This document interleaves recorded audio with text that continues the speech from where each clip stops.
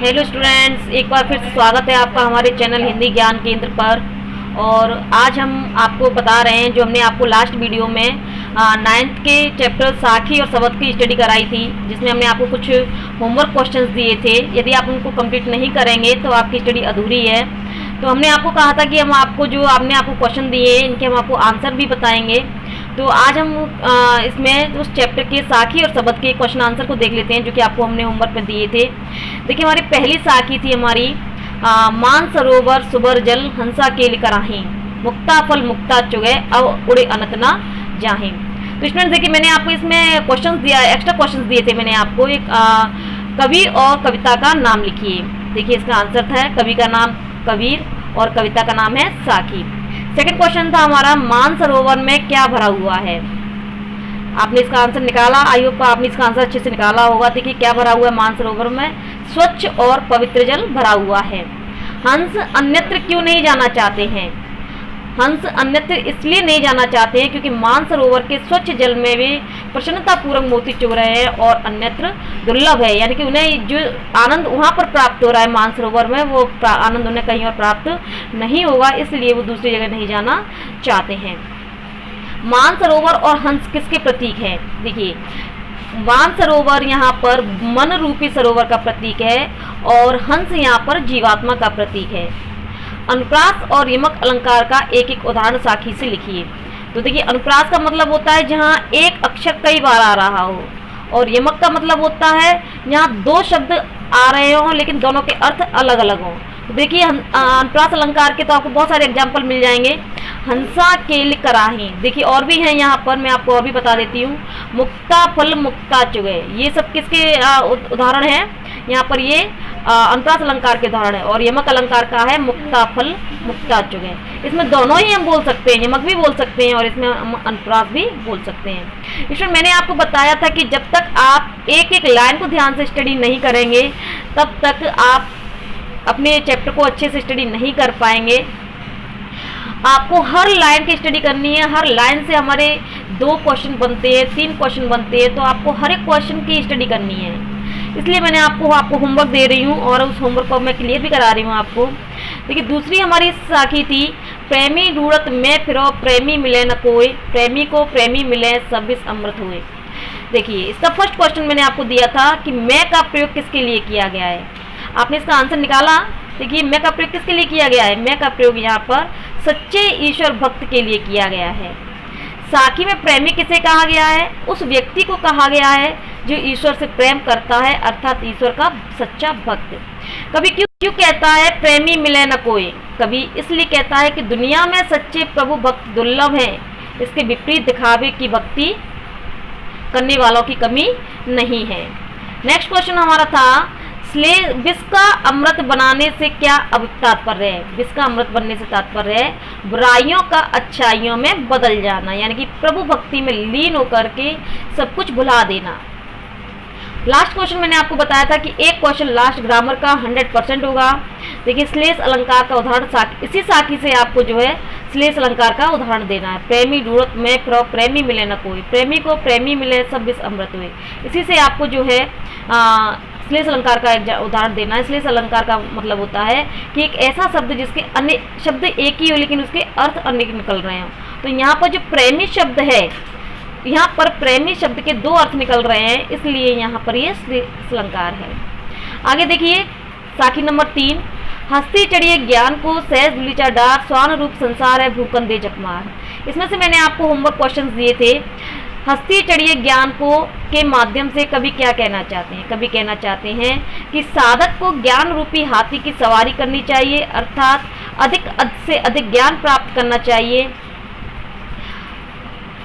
काव्यांश में सहज शब्द से क्या तात्पर्य है? सहज शब्द से तात्पर्य है स्वाभाविक रूप में सांसारिक विषय भावनाओं से दूर रहना, यानी कि ध्यान लगा करके, मन लगा करके। संसार को किस तरह का बताया गया है? संसार को एक कुत्ते के समान बताया गया है जो कि बिना मतलब के दूसरों के अच्छे और बुरे कार्यों में हस्तक्षेप करता है, जिसे जो दूसरों की निंदा करता है, ऐसा संसार को बताया गया है। अंतिम पंक्ति में साधक को क्या सीख दी गई है? अंतिम पंक्ति में साधक को यह सीख दी गई है कि लोगों की बातों की परवाह न करते हुए अपनी ज्ञान प्राप्ति के मार्ग पर निसंकोच होकर के आगे बढ़ता रहे। लास्ट क्वेश्चन है, साखी से दो तत्सम शब्द ढूंढ कर लिखिए। देखिए, साखी से दो तत्सम शब्द हैं, हस्ती, ज्ञान और स्वान। देखिए, हमें और भी मिलती है क्या, क्योंकि तत्सम शब्द कौन से होते हैं? जो संस्कृत भाषा के होते हैं। देखिए, यहाँ पर भूकन दे, भूकन, झक, ये भी यहाँ पर जो है तत्सम शब्द हैं। आगे बढ़ते हैं हम 4 पर। पखा पक्की के कार ने सब जग रहा भुला, निरपक होए के हरि बजे सोई संत सुजान। देखिए, इसमें से मैंने आपको होमवर्क क्वेश्चन दिए थे कि पखा पक्की का आशय स्पष्ट कीजिए। पखा पक्की का मतलब होता है कि विशेष धर्म संप्रदाय आदि से बंध करके न रहना, उनसे दूर रहना, यानी कि पक्ष विपक्ष, अपना तेरा, ये होता है पखा पक्की का मतलब। पखा पक्की के कारण संसार की क्या स्थिति हो गई है? संसार के लोग अपने मूल उद्देश्य से हटकर मन मतांत के चक्कर में पड़ गए हैं और वे अपने मन को श्रेष्ठतर मानते हुए दूसरों को हीन समझने लगे हैं।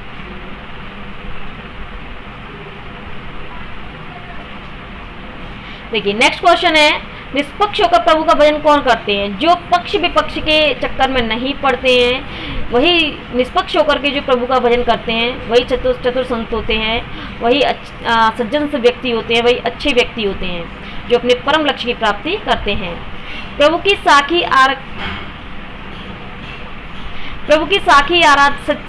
सच्ची आराधना कौन कर सकता है? प्रभु की सच्ची आराधना वही कर सकता है जो कि किसी मत संप्रदाय, अपने तेरे या पक्ष विपक्ष के चक्कर में नहीं पड़ता है, वही प्रभु की सच्ची आराधना कर सकता है। मतलब पूरी साखी का मतलब यही है कि जो अपने तेरे, पक्ष विपक्ष, संप्रदाय, भेदभाव, जातिगत, इन सब के चक्कर में नहीं पड़ता है, वही सच्चा संत कहलाता है। दोहे से अनुप्रास अलंकार छाड़ करके लिखिए। देखिए, संत सोई संत सुजान, ये यहाँ पर एक अनुप्रास अलंकार है। देखिए, और देख लेते हैं हम साखी पर पहुँच करके। देखिए, होए के हरि बजे, यहाँ पर भी अनुप्रास अलंकार है। सोई संत सुजान, यहाँ पर भी अनुप्रास अलंकार है। अनुप्रास का मतलब होता है एक अक्षर एक से अधिक बार आता है, लेकिन शब्द की शुरुआत में, तो वहाँ पर अनुप्रास अलंकार होता है। साखी नंबर 5, हिंदू मुआ राम कह, मुसलमान खुदाए कह, कबीर सो जीवता जो दो के निकट ना जाए। इसमें से मैंने आपको क्वेश्चन दिए थे कि हिंदू और मुसलमान अपने प्रभु को किन नामों से पुकारते हैं। जाहिर सी बात है कि हिंदू जो है राम के नाम से पुकारते हैं और मुसलमान जो है खुदा के नाम से पुकारते हैं। कबीर के अनुसार जीवित मनुष्य कौन है? कबीर के अनुसार जीवित मनुष्य वही है जो राम और खुदा के नाम पर किसी संप्रदाय से न जुड़ करके ईश्वर का भजन करता है, वही सच्चा संत को कहलाता है या जीवित मनुष्य कहलाता है। दोहू के निकट न जाए में दोहू शब्द किसके लिए आया है? दोहू शब्द यहाँ पर राम और खुदा के लिए आया है। इस दोहे के माध्यम से कवि ने क्या संदेश दिया है? देखिए, क्या संदेश देते हैं कवि।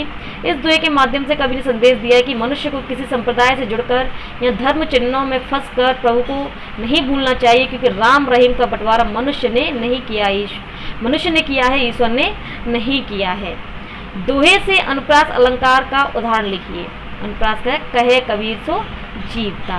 देखिए स्टूडेंट, यदि कोई बात आपको समझ में नहीं आती है या कभी कभी ऐसा हो जाता है कि हमसे ही बोलने में कोई शब्द इधर से उधर हो जाता है, तो आप उस पर एंजॉय कर सकते हैं, आप उस पर हंस सकते हैं। ऐसी कोई बात नहीं कि आप उस पर नहीं हंस सकते हैं, आप उसका पर दिल खोल के हंस सकते हैं, लेकिन उसके आगे आप स्टडी पर ध्यान दे सकते हैं। ठीक है। कावा फिर देखिए हमारा नेक्स्ट है कि कावा फिर काशी भया, रामी भया रही, मोट चून मैदा भया बैठ कबीरा जी।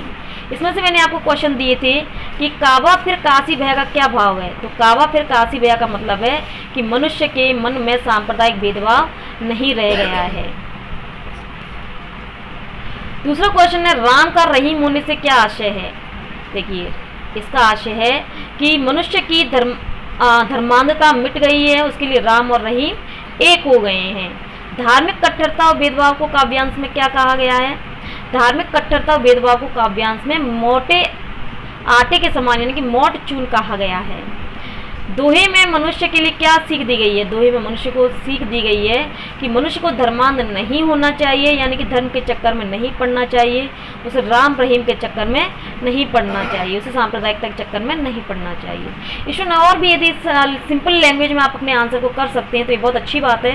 ये जरूरी नहीं है कि जो मैंने आपको ये बताया है उसमें ही आप रट्टा मारें, आप और भी अपनी लैंग्वेज में आंसर को कन्वर्ट कर सकते हैं। वैसे मैंने बहुत सिंपल लैंग्वेज में आंसर को कन्वर्ट किया है, लेकिन आपको लगता है कि आप और भी सिंपल लैंग्वेज में इसको लिख सकते हैं तो लिख सकते हैं। कोई बाउंडेशन नहीं है कि एग्जाम में आप डिटो यही शब्द लिखें तो ही आपको मार्क्स मिले।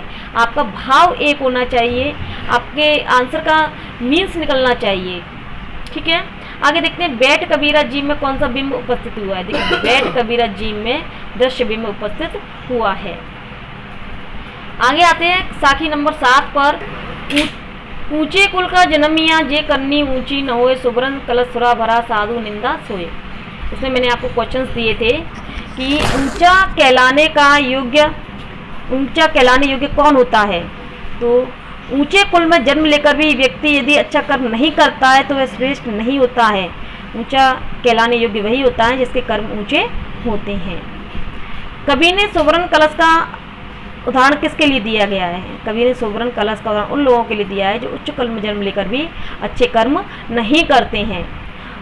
थर्ड क्वेश्चन है हमारा, ऊंचे कुल में जन्म लेकर अच्छे कर्म न करने का क्या परिणाम होता है। तो इसका मतलब है कि ऊंचे कुल में जन्म लेकर अच्छे कर्म न करने वालों की साधु यानी कि अच्छे लोग निंदा करते हैं, बुराई करते हैं, उनको अपने पास नहीं आने देते हैं। दोहे के माध्यम से कवि ने क्या सीख दी है? इस दोहे के माध्यम से कवि ने अच्छे कर्म करने की सीख दी है। काव्यांश की द्वितीय पंक्ति में कौन सा अलंकार है? पहले तो हम द्वितीय पंक्ति देख लेते हैं। सुवर्ण कलश सुरा भरा साधु निंदा सोई। आई थिंक यहाँ पर जो है सुवर्ण कलश सुरा भरा, यहाँ पर मुझे तो आपका अनुप्रास अलंकार दिखाई दे रहा है। देखिए यहाँ पर सुवर्ण में सो आया है, यहाँ पर सुरा में भी सो आया है, तो यहाँ पर मुझे अनुप्रास अलंकार दिखाई दे रहा है। देखिए यहाँ पर भी अनुप्रास अलंकार है। अब आते हैं हम अपने शब्द पर। मुँह को कहाँ ढूंढे बंदे, मैं तो तेरे पास में, ना मैं देवल में, ना मस्जिद में, ना कावे कैलाश में, ना कोने क्रिया कर्म में, नहीं योग बैराग में, खोज हुए तो तुरंत मिलिया पल भर की तलाश में, कहे कबीर सुनो भाई साधो सब श्वासों की श्वास में। अब देखिए मैंने उस दिन आपको इस पर बहुत बड़ा लेक्चर दिया था। मुझे नहीं पता कि आपने पढ़ा या नहीं पढ़ा, कि आपको नींद आई या आप जो है अच्छा लगा आपको, लेकिन ये बहुत अच्छी बात है। मैं फिर इसको दोबारा दोहराना चाहूँगी कि ईश्वर कहीं नहीं है, ईश्वर अपने आप में है। पहले अपने आप की पहचान करिए, पहले अपने आप को शुद्ध बनाइए, अच्छा बनाइए, पवित्र बनाइए। ईश्वर वही है और ईश्वर कहीं नहीं है। ठीक है, अब इसमें से मैंने आपको होमवर्क क्वेश्चन दिए थे। देखिए ये बहुत सरल है और आप ये ध्यान रखें कि ये शब्द जो है अक्सर व्याख्या के लिए एग्जाम में आ जाता है। ठीक है, मोको और तेरे शब्द किसके लिए आया है? मोको शब्द आया है भगवान जी के लिए और तेरे शब्द आया है मनुष्य के लिए। भगवान देवल है, मस्जिद में क्यों नहीं मिलता है? क्योंकि भगवान बाह्य आडंबर में, ढोंग में या किसी भी कर्म कांड में नहीं है। ईश्वर तो हर प्राणी में समाया हुआ है, इसलिए ईश्वर मंदिर या मस्जिद में नहीं मिलता है। थर्ड क्वेश्चन है, क्रिया कर्म से कवि का क्या तात्पर्य है? क्रिया कर्म से तात्पर्य है पूजा अर्चना, यज्ञ हवन या बाहरी क्रियाएं जिनको व्यक्ति करता है, जैसे कि सुना होगा आपने बहुत सारे घी के दिए जलाना और घंटों पूजा में जाके बैठना, मालाएं जपना, ये सब क्या है? ये सब बाह्य क्रियाकर्म है। ठीक है बच्चों, आगे का हमारा क्वेश्चन है, कवि ने खोजी किसको बताया है? कवि ने खोजी उसे कहा है जो सच्चे मन से प्रभु की भक्ति करता है, यानी कि एक भक्त को या मनुष्य को कवि ने खोजी कहा है। कवि ने साधुओं को ईश्वर का वास कहाँ बताया है? कवि ने साधुओं को संबोधित करते हुए बताया है कि ईश्वर का वास हर प्राणी की सांस में है, अर्थात ईश्वर हर प्राणी में समाया हुआ है, ईश्वर और कहीं नहीं है। इस प्रकार स्टूडेंट्स ये आपके सारे होमवर्क क्वेश्चंस क्लियर हो गए हैं और मैं फिर एक बार आपको रिमाइंड कर देती हूँ कि आप हर लाइन की स्टडी करें, हर लाइन को देखें। एक एक लाइन से 2-2, 3-3 क्वेश्चन बनते हैं, पता नहीं आपका कौन सा क्वेश्चन आ जाए, तो इसलिए आप चैप्टर की अच्छी तरह से स्टडी करिए।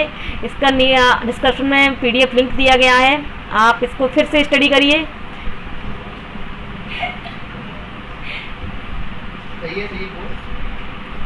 और नेक्स्ट वीडियो के साथ फिर मिलते हैं हम अगले लेक्चर के साथ में। थैंक यू, नमस्कार।